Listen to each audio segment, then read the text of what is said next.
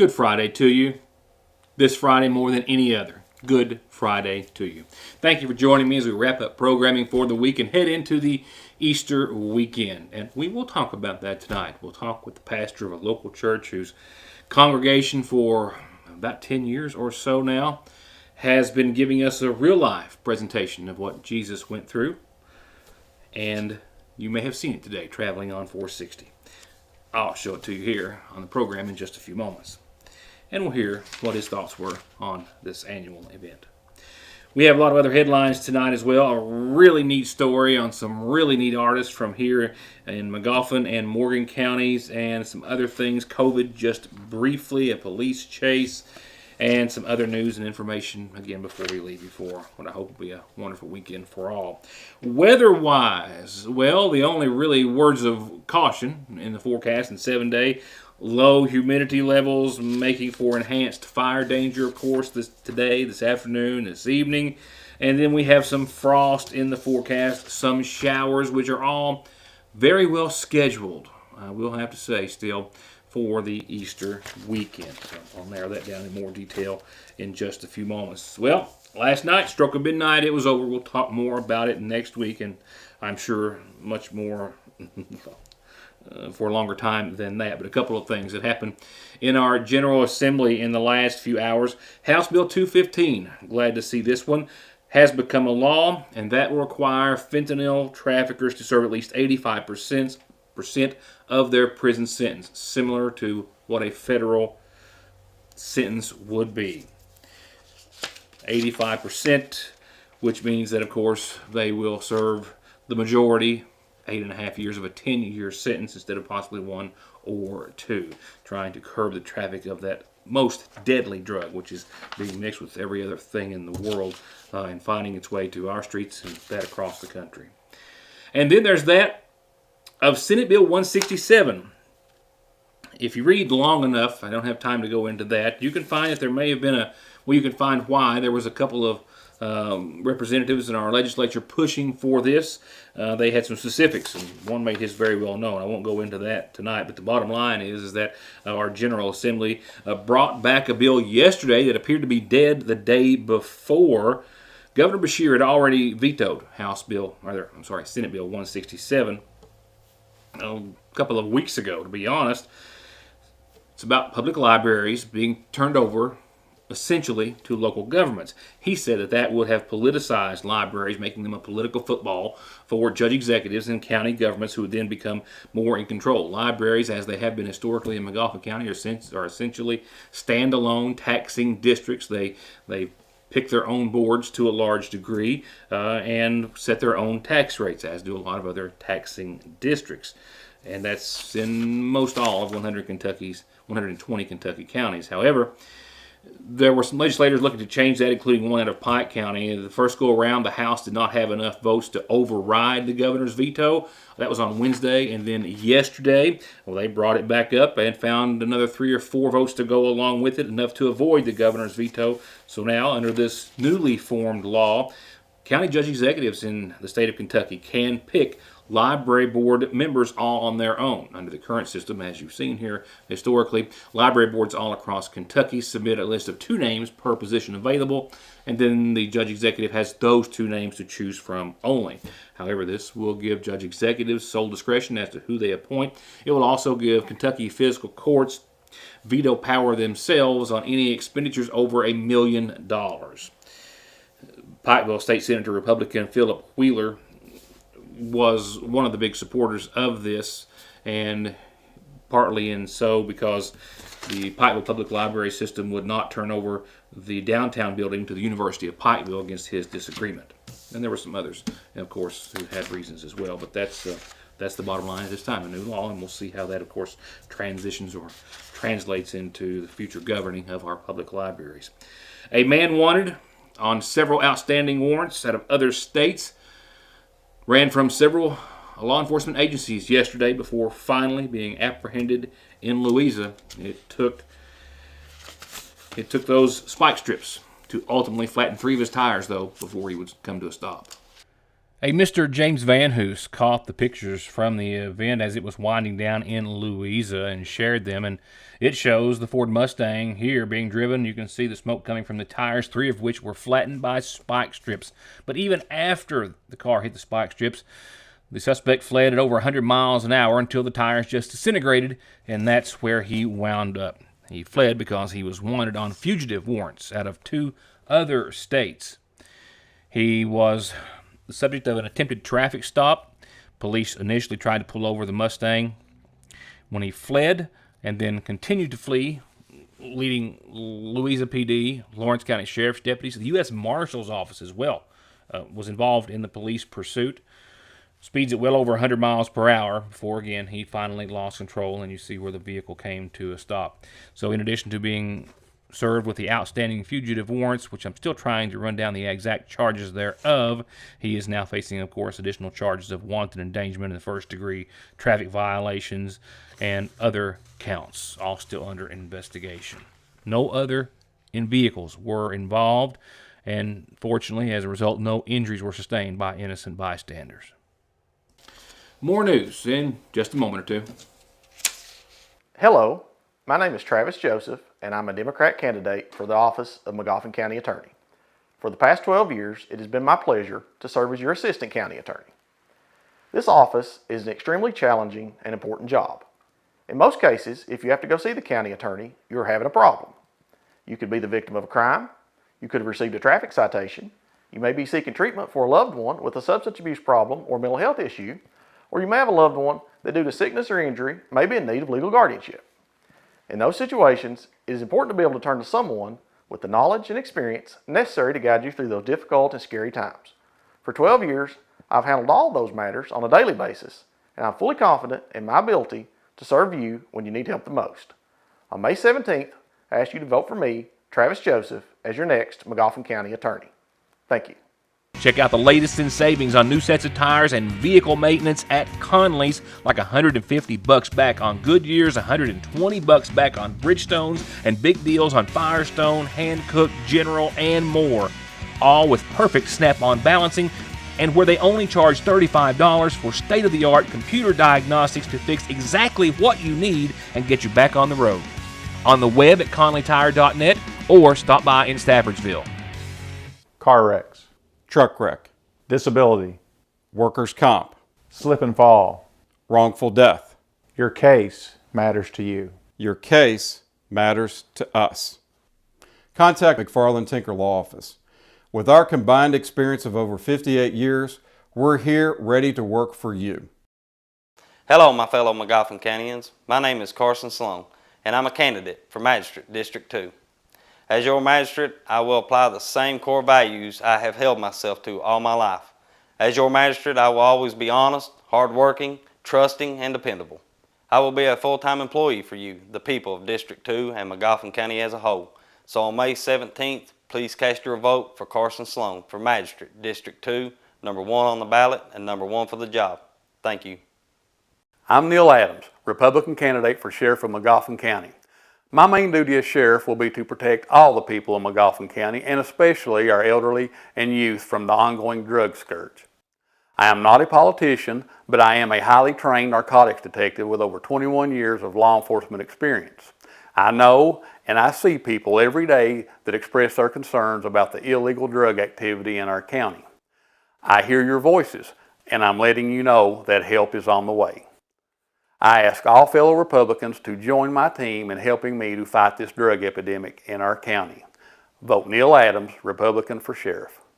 Not a whole lot on COVID tonight, but I can tell you that there are signs, across the nation that is, and some locally that I'm still trying to kind of wade through, that there could be another COVID surge in our midst. Cases are rising in a lot of the United States. Hospitalizations are as well. Experts are all saying this is coming from the mutant of Omicron, BA2, that is now believed to be at least 30% more contagious than the very contagious Omicron was, just not as lethal, as we, of course, have all come to learn. But hospitalizations already going up in the northeastern part of the United States. They believe case counts are following, and some states are seeing doubling of their case numbers week over week for the past few weeks. We here in McGoffin County, however, are still very low, as are a lot of our neighbors. However, a quick look at the state map paints a picture of us not being in the green any longer. And that is still under, well, I'll say inquiry at this time. When I first came across this map here earlier today showing that only 3 eastern Kentucky counties, all neighbors, all us, McGoffin, Johnson, and Floyd, were the only counties not in the green, I immediately did 2 things. Assumed that our numbers had gone up, which makes sense, and as well reached out to our public health director, Pete Shepard, earlier today. However, he confirmed that we only had 4 cases here for the week in McGoffin County. Now, that did not count today's case count. I talked to him early this morning, so I don't know that number, and it, of course, would not be reflective on this map, which was issued yesterday. So while we had 4 cases, I believe it was last week, and then 10 before that, not quite certain as for why we are in the yellow, unless it's just a very low threshold to be there. But we'll find out and talk more about it next week. I also want to remind everyone that they are, of course, giving out the boosters at the McGoffin County Health Department, the 2nd booster or 4th shot of Moderna, however you choose to look at it. Taking appointments for each Tuesday until no more appointments take place. But right now they're filling up.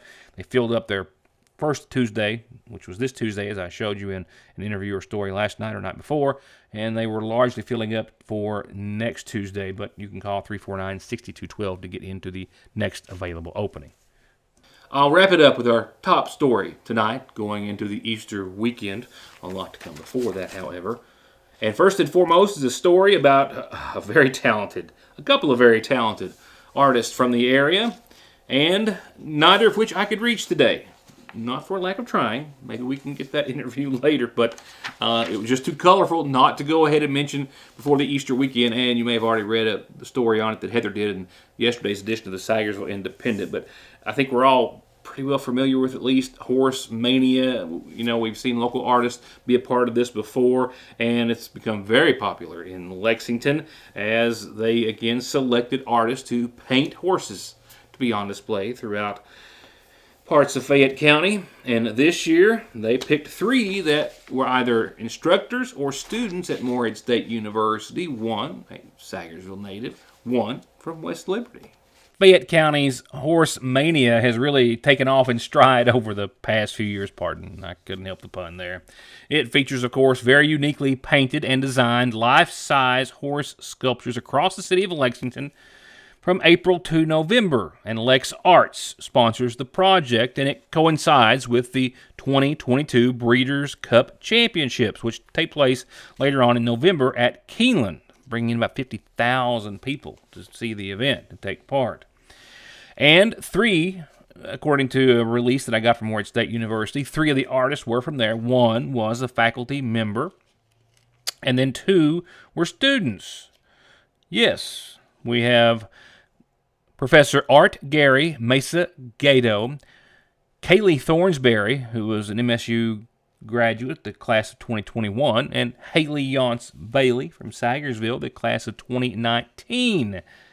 Yance is from Sagersville, as I said, seen here, earned her Bachelor of Arts in Studio Art with a teaching certification in 2019, and she anticipates earning her Master's of Arts in Art with a concentration in Studio in December of this year. And she found out about Lexington's horse mania through a professor within the Department of Art and Design last fall, and said that, quote, "Any opportunity that is presented to me as an artist is always an opportunity to get my work out there, and my ideology when applying for these projects is that the worst thing that could happen is them telling me no." She says that after submitting 3 designs, they chose her design titled Big Blue. According to Haley, she says Big Lex, the horse that turned blue from grazing in Kentucky's bluegrass pasture, inspired the design. And it is electrifying to look at, isn't it? I mean, it's just absolutely beautiful.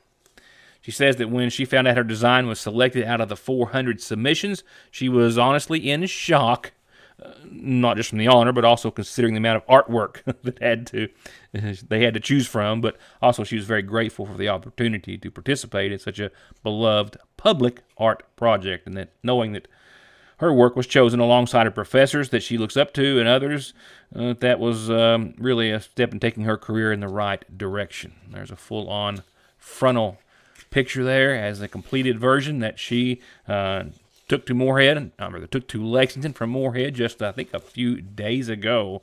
Congratulations, Haley. That Big Blue is absolutely stunning, and I'll be proud to have that on the house, but maybe anywhere around about. It's just beautiful, and will certainly be seen in Lexington. Now, the other young lady that I before mentioned, also, we want to mention her. She is from West Liberty, and that is Miss Thornsberry, Kaylee Thornsberry. Patrick Clark, who is a graduate of Moorhead State University, who's my manager here in the sign department, Independent Signs, knows her well, knows Haley and Kaylee, and knows them both to be very accomplished and very awesome artists, and indeed they are. As for Miss Thornsberry, she's from West Liberty, earned her Bachelor of Fine Arts in Arts and Teaching, P through 12, has a Bachelor of Arts with certification in December of 2021, and currently has murals on display in Moorhead and in the Pikeville Main Street program, and she is displaying her artistic bears in downtown Pikeville. Find her on social media, on Facebook. You'll see the bears. They, too, are indeed stunning. Congratulations to you, too, young lady.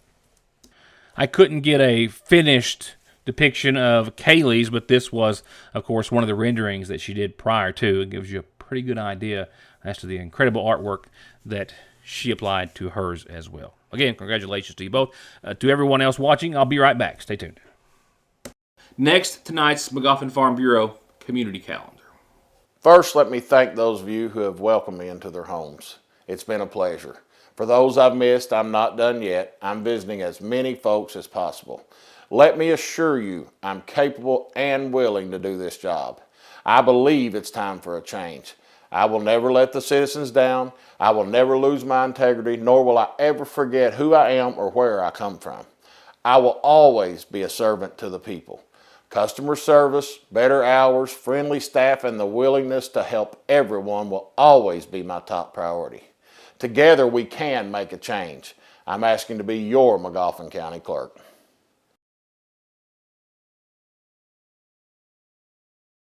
At Golden Law Office, our attorneys previously represented the nation's largest insurance and trucking companies, handling cases involving serious personal injury and death. We know their strategies, how they will defend the case, and what factors drive large settlements. The attorneys at Golden Law Office can use this inside knowledge to ensure your case is handled effectively and aggressively. Hiring Golden Law Office provides you with a strategic advantage. Call Golden Law Office today.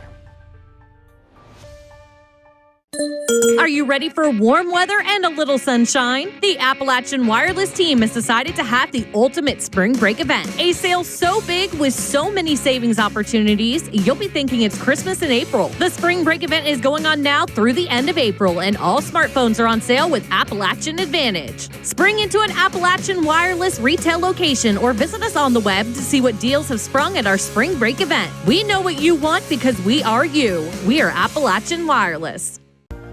Whether the new year brings you new dreams or you're working towards the same ones, let Salyersville National Bank help you build, bank, or save for them. Salyersville National has been helping dreams come true since 1902. Give them a call at the main location, 349-3131, or the branch, 6121. Since 1974, the McGoffin County Rescue Squad has been providing emergency aid and rescue services to the citizens of McGoffin County. In 2021, the McGoffin County Rescue Squad answered 307 calls for service, requiring 20,968 man-hours and logging 515 man-hours of training. On this May 5th, 6th, and 7th, the McGoffin County Rescue Squad will be conducting its 43rd annual media auction live through WRLV 106.5, Howard's TV Cable, Channel 15, Foothills Communication, Channel 2, and YourNewsToday's YouTube channel. All items and donations are also printed in the Salyersville Independent. Merchants from McGoffin County and Eastern Kentucky have donated items and services to be auctioned, and ad time can be purchased for $10 a spot. This is the primary fundraiser for the McGoffin County Rescue Squad. If you have any questions or would like to make a donation, please call the McGoffin County Rescue Squad, Station 1, at 606-349-5500. Thank you.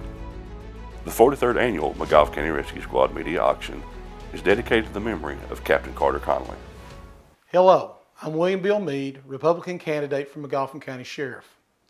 One of the candidates recently said that training and experience didn't matter. that no one has done anything in McGoffin County yet. You know what? I agree. Nothing has been done in McGoffin County yet, but that can change on May 17th.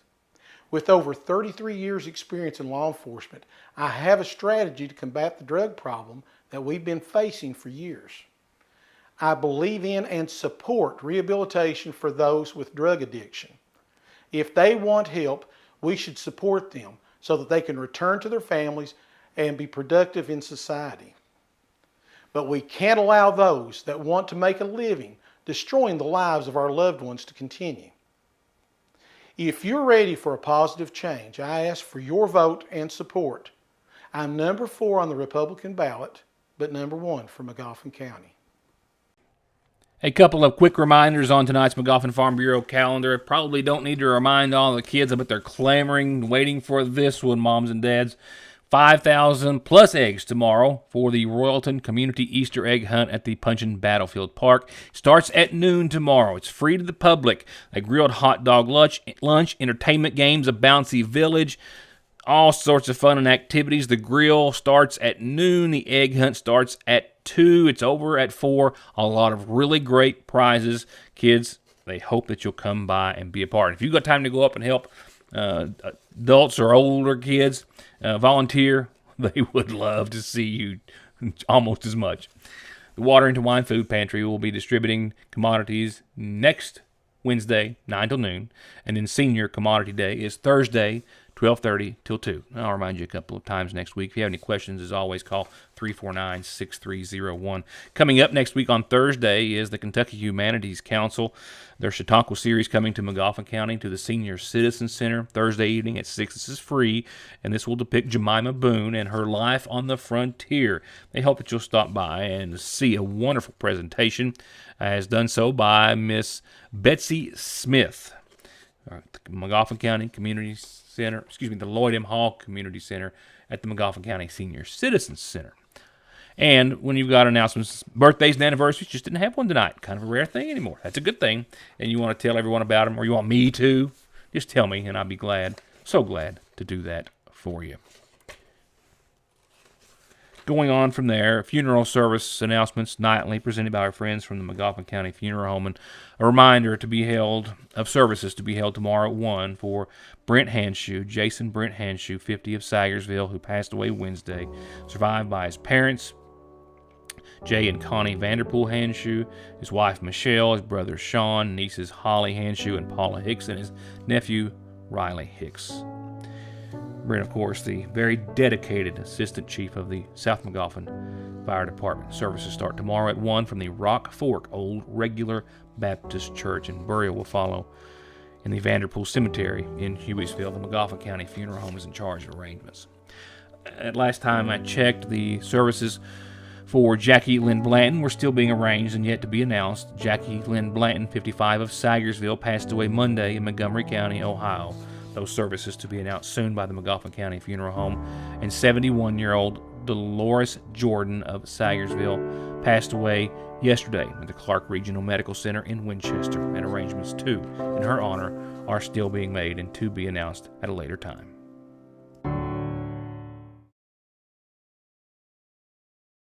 Hello folks, I'm Jeff Lovely. I would like to ask for your vote and support to elect me as your next McGoffin County attorney. I've been practicing law for 25 years. In that time, I've seen the good, the bad, and the ugly of county attorney offices throughout eastern Kentucky. I've learned that the best county attorneys are available and willing to listen when you have a question or a problem, and will do everything that they can to help. So I would like to ask for your vote and support to elect me your next McGoffin County attorney, so I can be there for you and your family. It is never too early for spring to spring at the seasonal shop, and it has. With new ladies' fashions in and arriving daily from all the fashion houses you've come to love, like Royce, Mud Pie, Charlie Page, Simply Southern, they have a new line of spring tees from Ivory Ella, and amazing scents in soaps, body lotions, and home fragrance diffusers by Michael Design Works, with something for every room in the house. Plus new home decor, and as always, so much more at the seasonal shop in downtown Sagersville. Not everything has changed over the years. Frazier's Prater Drugstore is still your most trusted pharmacy, where you can get your prescription brought to you curbside or make your way to the counter for a snack, lunch, or an incredibly sweet treat. And check out Strings and Things inside the shack, the Radio Shack, musical instruments, guns, ammo, electronics, and more. It's as wonderfully unique of a shopping experience as is the selection at Frazier's Prater Drugstore in downtown Salyersville. I'm Kelly Collins from Golden Law Office. I began my legal career in Lexington, representing some of the nation's largest insurance companies. This experience provided me with the inside knowledge as to how the insurance company will prepare to defend your case. I'm now taking that knowledge and returning to my hometown in Eastern Kentucky to help those hurt through no fault of their own. If you or a family member have been injured in an auto or truck accident, call Golden Law Office today. Parkway Pharmacy, as always, promises the quickest service with the very best care and prices, and to always have someone there to talk to when you have a question. With 3 pharmacists, curbside, drive-through, and call-ahead service.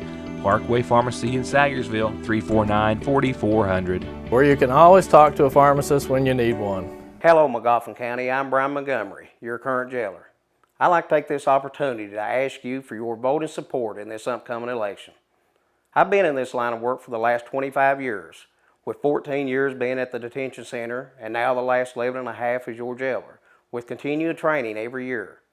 I hope that I have helped you or a loved one somewhere along the way, and I hope that you will continue to let me serve you and come out on May 17th and vote for me, Brian Montgomery, for jailer, number 1 on the ballot. Thank you. Going to mix it up just a little bit tonight. We'll go out on, rightfully so, our Easter note this evening, which leads me into your weather forecast real quickly.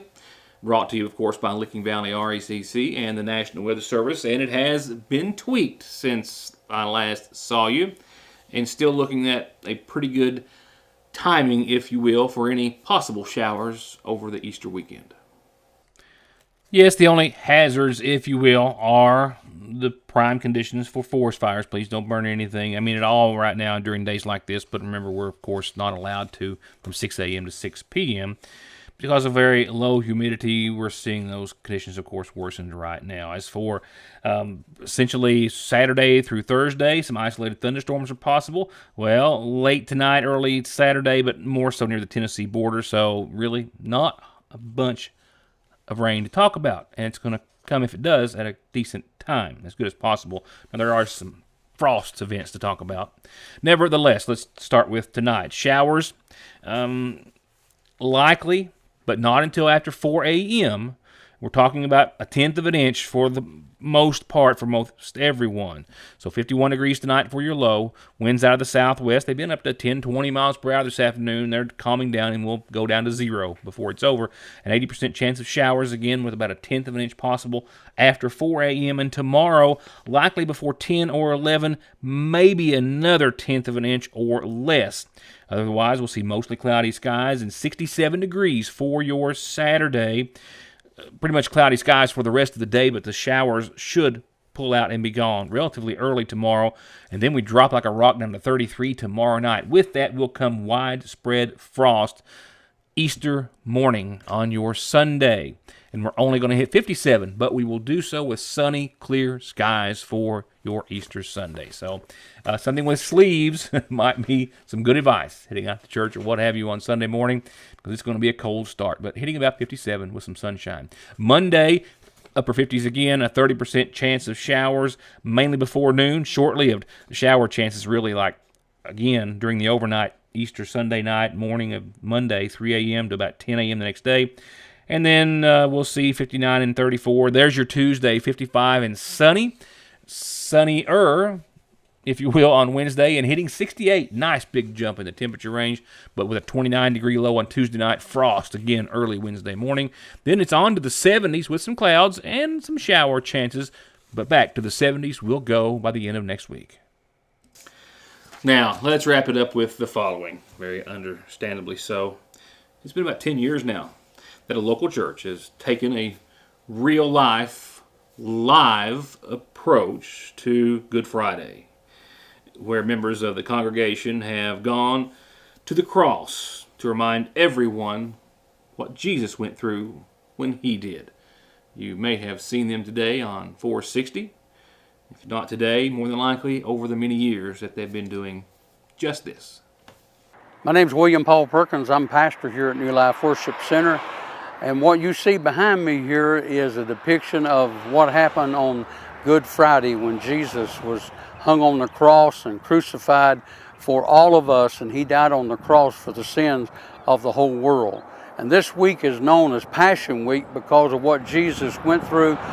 Last Sunday being Palm Sunday when he entered Jerusalem. This whole week has been a week of trials and where he was ridiculed and his beard was plucked out from his face. He was whipped. We're given 39 stripes at a whipping post for healings of our body. And what you see behind me here today is a depiction of what climaxed on that day back over 2,000 years ago when our Lord was hung on a cross and crucified for us. It's Friday, but Sunday's coming. We're looking forward to Sunday because Sunday, the resurrection, when our Lord rose from the dead and gave hope to all humanity throughout the world. So we're very thankful for that today, and we're thankful for those that have come out here today to show this in a picture form of what Jesus went through. And this is just a small portion of what he went through on that day. So I hope that this, what you see here today, will help you to visualize what our Lord went through. We love and appreciate all of you, and tonight at our service we're going to have a foot washing and communion service here at our church at 7 o'clock. If you'd like to come be with us for that, we'd love to have you. You're probably not surprised at this point to hear how well they were received today and how they have been over the years, but maybe so surprised that they've had to explain, says Perkins, to a few, what this display was all about. Oh, it's been very warmly received. We get a lot of visitors. A lot of people stop and they take pictures, and we've had people stop, want us to pray for them. We had one lady today who stopped and we laid hands on her and prayed for her here that was having heart trouble. So it's really an eye-opener, but also sad that we've also had people whose children have asked what this was, and they've had to stop and ask us to explain what this is all about. And in this day that we live in, that's pretty sad that people don't know what this represents. But with that said, William Paul says he's more than happy to have the opportunity, every opportunity, to talk to those who don't. I'm very glad and for the opportunity to be able to explain what this really represents. Very thankful for it, and thankful for the fact that in this community people can drive by and see this and like say get a visual of what happened on that day and over 2,000 years ago. And that will do it for tonight. Happy Easter. See you on Monday, and thank you for being a part of the show.